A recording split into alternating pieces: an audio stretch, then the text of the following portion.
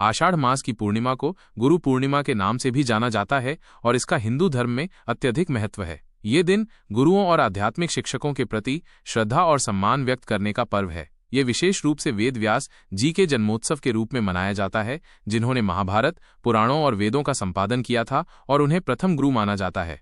आषाढ़ पूर्णिमा का महत्व।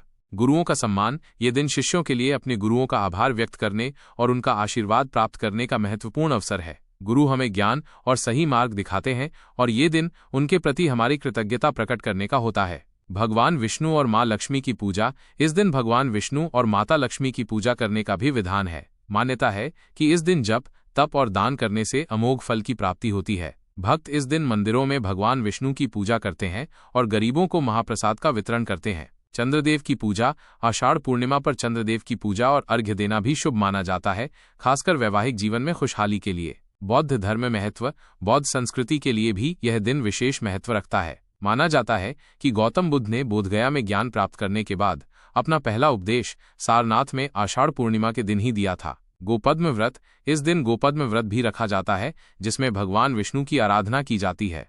आषाढ़ पूर्णिमा व्रत विधि। आषाढ़ पूर्णिमा पर व्रत रखने और पूजा करने से विशेष फल प्राप्त होते हैं। इसकी विधि इस प्रकार है। 1. सुबह स्नान।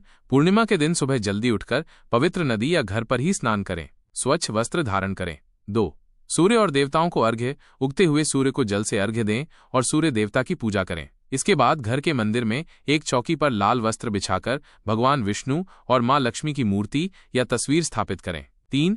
पूजन सामग्री। देवी देवताओं को फूल, फल, चंदन और मिठाई का भोग लगाएं। धूप, दीप और नैवेद्य अर्पित करें। 4. व्रत का संकल्प। पूजा से पहले व्रत का संकल्प लें। यदि संभव हो तो निराहार व्रत रखें, अन्यथा फलाहार ग्रहण कर सकते हैं। 5. मंत्र जाप। इस दिन गुरु मंत्र या गायत्री मंत्र का जाप करें। भगवान विष्णु के मंत्रों का जाप भी फलदायी होता है।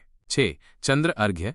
शाम को चंद्रदेव की विधि विधान से पूजा अर्चना करें और उन्हें जल से अर्घ्य दें। इसके लिए जल से भरा तांबे का लोटा लें और उसमें चावल, फूल और थोड़ा दूध मिलाकर चंद्रमा को अर्पित करें। 7. कथा श्रवण। पूर्णिमा व्रत की कथा का श्रवण अवश्य करें, इससे व्रत का फल कई गुना बढ़ जाता है। 8. सदाचार का पालन। व्रत के दिन सदाचार और ब्रह्मचर्य का पालन करें। 9. दान। अपनी क्षमतानुसार जरूरतमंदों को दान करें।